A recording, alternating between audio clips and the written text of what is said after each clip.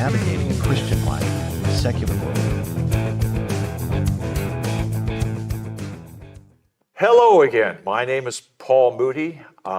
This is my good friend and partner, Dr. Tony Davis. Miss you, man. How are you? You too. And this is a show about being a Christian man and in a secular world. You've got to navigate that world back there and not let it not be a part of it. Yes. So we talk about different.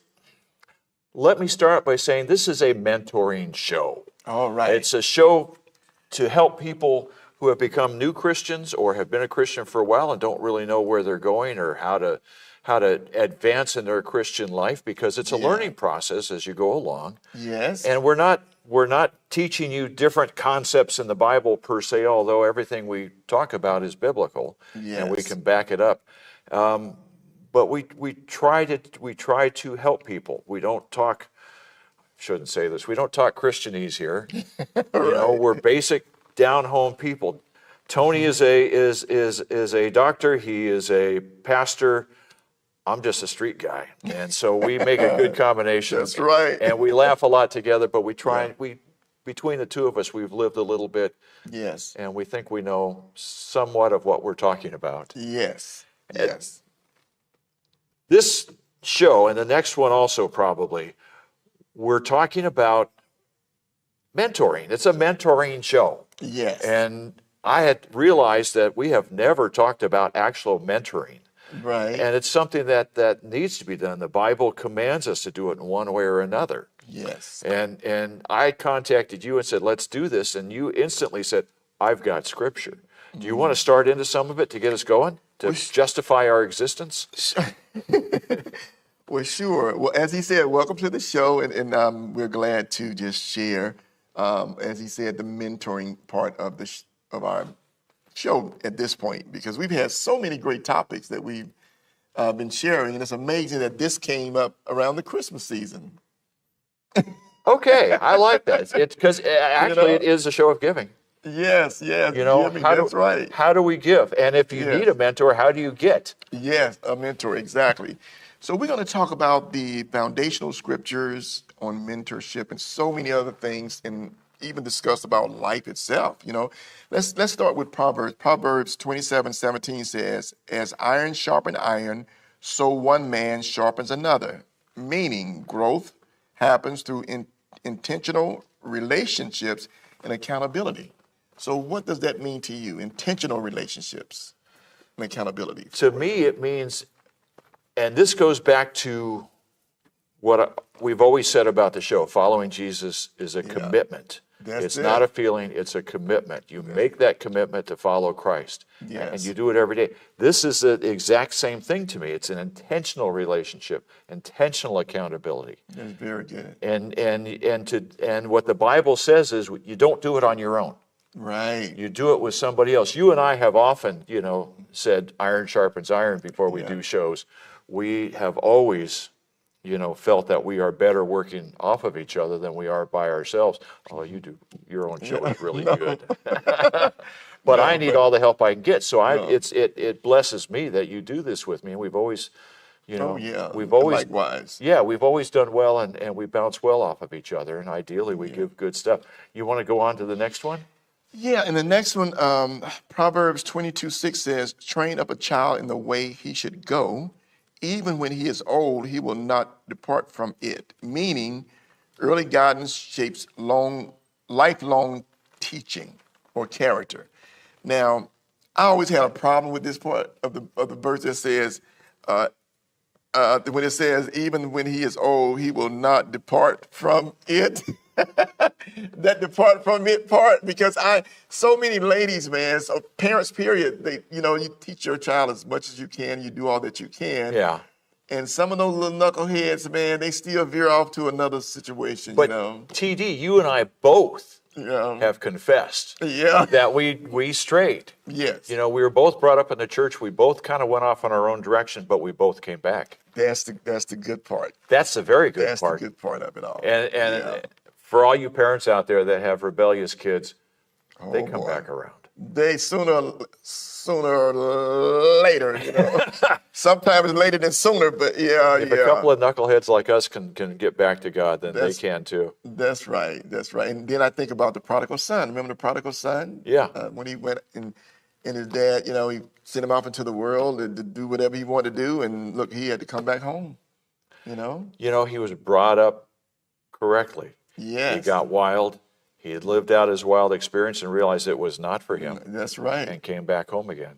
Yeah, and it's amazing that how sometimes the kids would get to the lowest of the lows. They do things they shouldn't do, and they end up doing things and stuff. We all have done some stuff, and all of a sudden, we realize we need someone outside of ourselves. And hey, there's nothing like coming back home to Jesus. Oh yeah, and if you pay attention, I'm guessing that you've got the same kind of experience.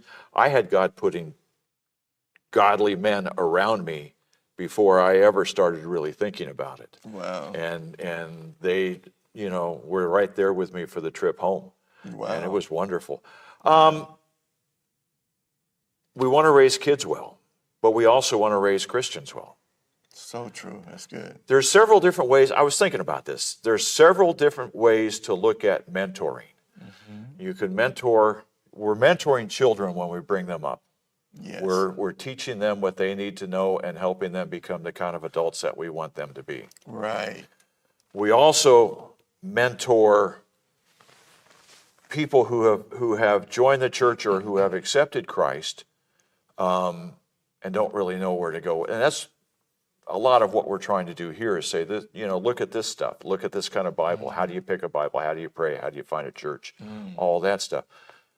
But one-on-one or with talking to groups, there's mentoring going on also. You were telling me before the show started about some of the large groups that you have spoken to, because Tony is honestly a good mentor, much more than I am. And we'll talk about my lack of mentoring skills in a little bit. Well. But you've gone out and spoken to groups and been a mentor.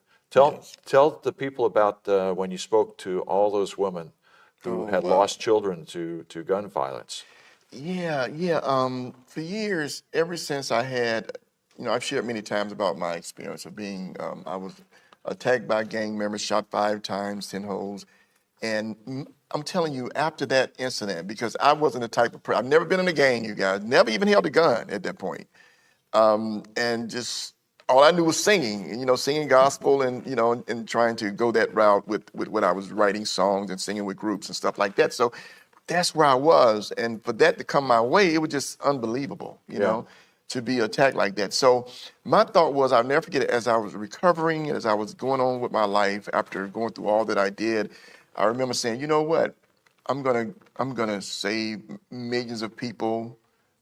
Devil, you mess with the wrong one. I'm going to do all I can to change lives through Jesus Christ. I'm going to encourage. I'm going to do all I can because you should not have done that to me.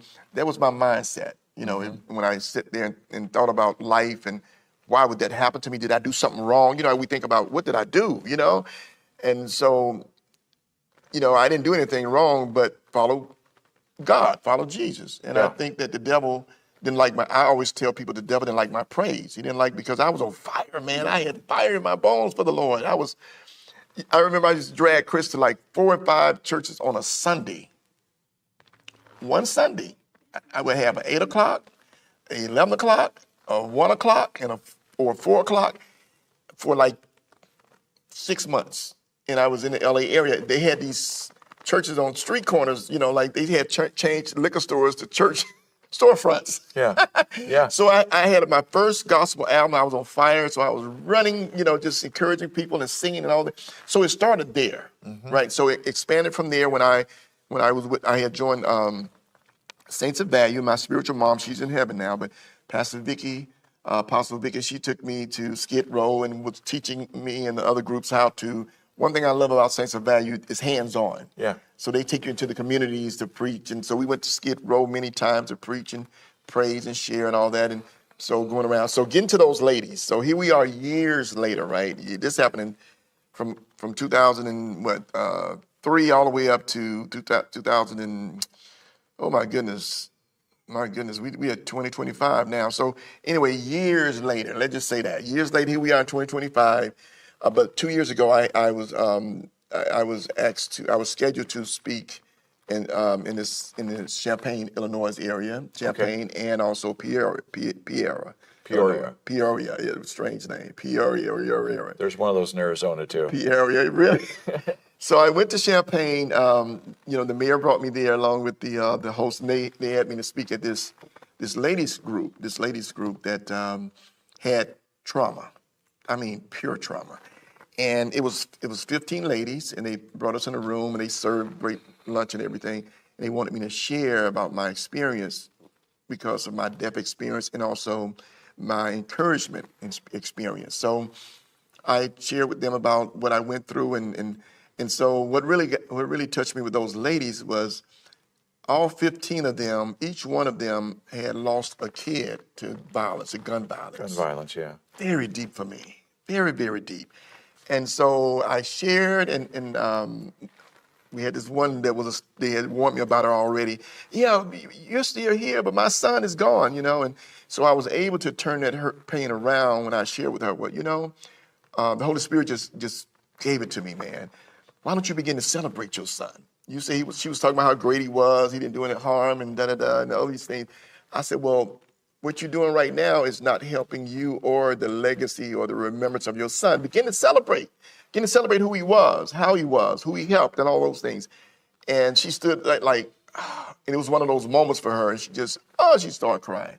And I ended up giving her a big hug and all that, and we did a group hug. And so that was one of the best moments for me. You gave her a way to channel her grief into something positive. Yes. Which is also what you did when you came back from being shot, your ordeal. Yes. You had to channel that into something positive. So true. You also spoke to me about talking to youths. Oh, yeah.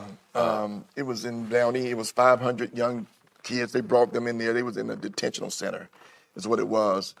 And they was bad kids, so they wanted me to come and share, and I shared with them. I think that was in around 2006, something like that, 05. And they would bring in 500 young males, and we would talk. And man, I'm telling you, what I loved about that, because of this church and state thing, they don't want you to say straight out Jesus and God. But if they ask you, you can share what your thoughts or your feelings are. So I was kind of aware. I was kind of had a way of and they was like, look, did you see God? One guy came up, one little kid, did you see God? And oh man, they opened up a door. Again, I'm not putting God on them, but they asking me a question, right? So I got to answer the question. Sure. It works real nicely. So it worked real nicely. And so I was able to share about, my beliefs. And I said, you can't see him, but you can feel his presence. And I spoke about how, it's almost like wind blowing over your skin. You can feel the presence of that wind, but you cannot see it. And they were like, oh man. So that was really a great moment for me. And then they would take them out and bring in 500 young girls. So my life has been built around these types of episodes. I'm hitting you with an unknown question here that we hadn't talked about. Do you have any young people that you get together with on a regular basis to mentor? Yes, I have a few specialties, I knew it. One that's really special to me, he was an ex-gang that did some stuff in another state, and I can't say the name, but yeah, I'm really proud of him. He's doing great. He has a what they call it, he has a lobster business, and he's selling coffee, and he's putting as a matter of fact, I think he's working on having his coffees in all the Marriotts around the country. Oh, cool. He's excited about that deal, so I'm praying that it goes through for him. I'm really proud. He's came a long way, man, because he's been, through some things and done some things and all those, and so he always called me for prayer. Pastor Tony, could you just pray? Could we just? And I get a lot of those. And the thing about it, they come in all colors. I got blue, green, purple, white, black. You can pick your color. They all call me for prayer, Sure. So I just love it. I love that because I'm a people person, and I just look at the heart of people, and I love encouraging. I mean, that excites my life to encourage somebody that it's going to be all right, even when I'm not feeling my best. You ever have those moments where I don't really feel like it, Sure, but it makes you feel brings you better. to your best. Yeah.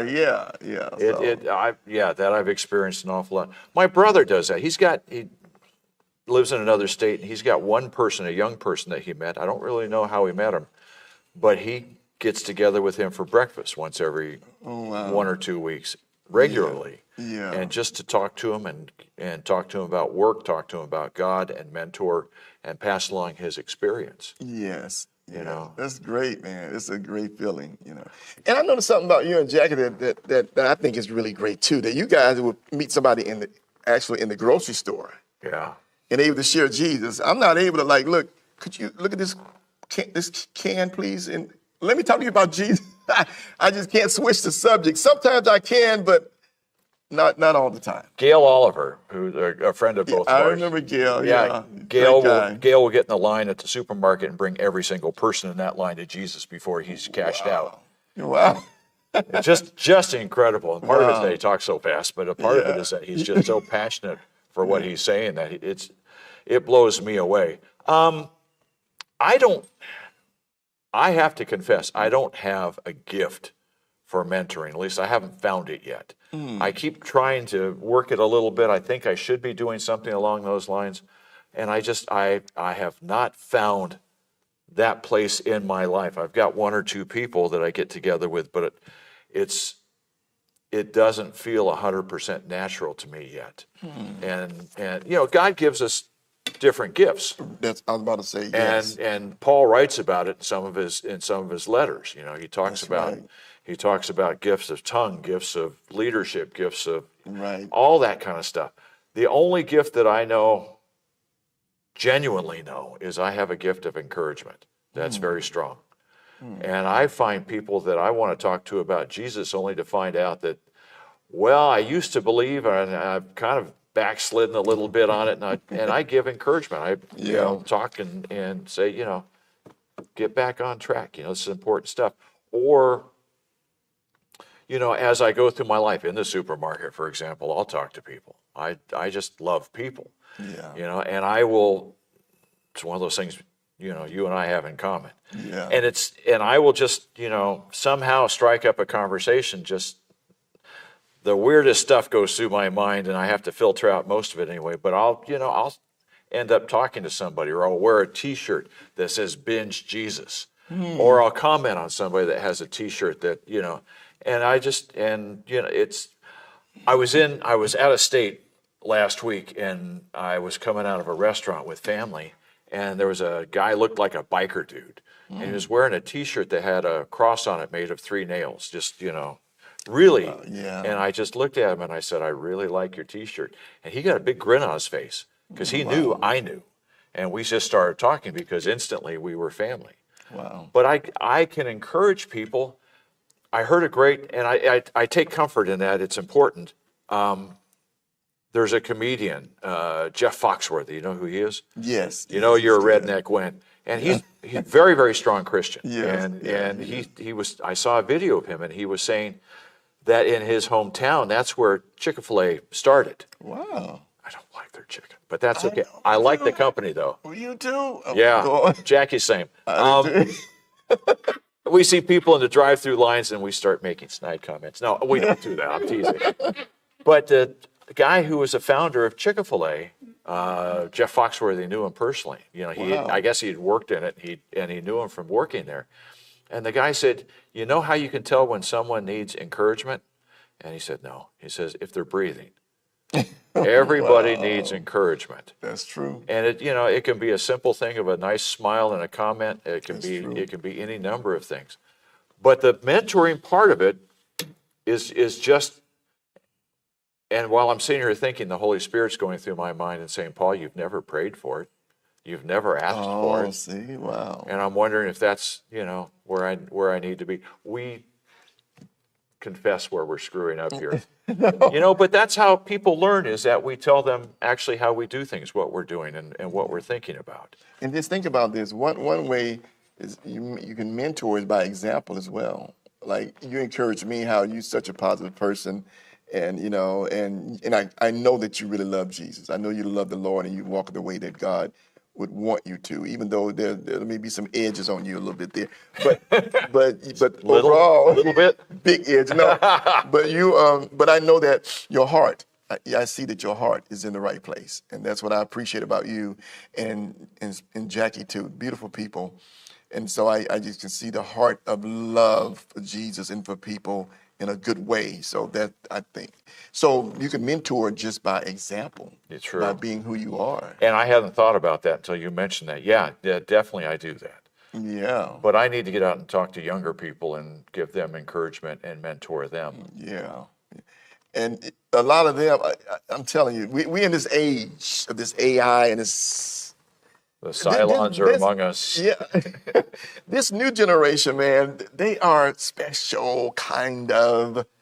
Oh man, because I was talking to my nephew the other day. I said, why I gotta always run you guys down? I don't know. Can you send me a text and let me know where you are? Yeah, Uncle, I'm on the road. You encourage me, and so I'm doing what you used to do. And I said, still, if you don't want to call, text, let me know where you are. Maybe I can pray for you while you're out there, you know.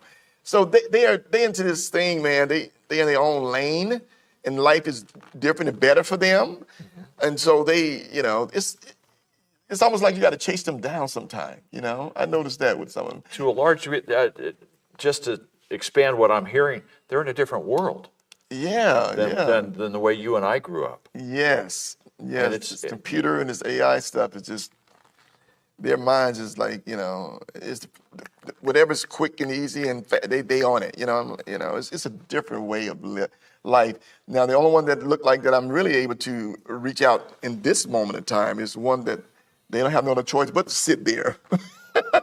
Which is not a bad thing. You know, when I go to school, like I went to Peoria. Peoria. I was there in Arizona last week, so I know. Yeah, Illinois. The mayor brought me there, and they had me to speak at the high schools. So I was able to speak to these. You know, they had about 700-800 young. So they had the high school, the middle school, and another high school. Yeah. So that was interesting, you know. But it's amazing to me that kids, when you say you've been shot or they heard you've been shot, wow, I don't see. You know, it's like this thing about, you know, especially here this guy. They look to see if you're still walking and talking and all those things. And I think that's captured their attention more than anything. And then I'm able to share my heart and lead that thing to Jesus. You know, God sent you back. I know this, and I know that you know this. God sent you back because you could now communicate with people that you couldn't before. That's and you so could reach true. people because of this. And it's an awful way to go through. Yeah. A story on that, you know, Jackie was working part-time in a salon up until August when the guy she was working for retired. And she was well known in that salon, and they were like a family in there, and everybody knew that she was born-again Christian. And she didn't make a big deal out of it. They just knew. And she went back to visit. She was there for 5 years. She went back to visit a couple of weeks ago before we went off to Arizona.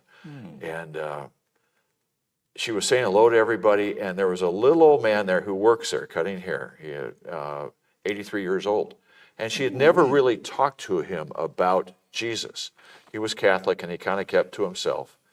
And before she left that day, he stuck his head around the corner and said, "Can I talk to you for a few minutes about something?"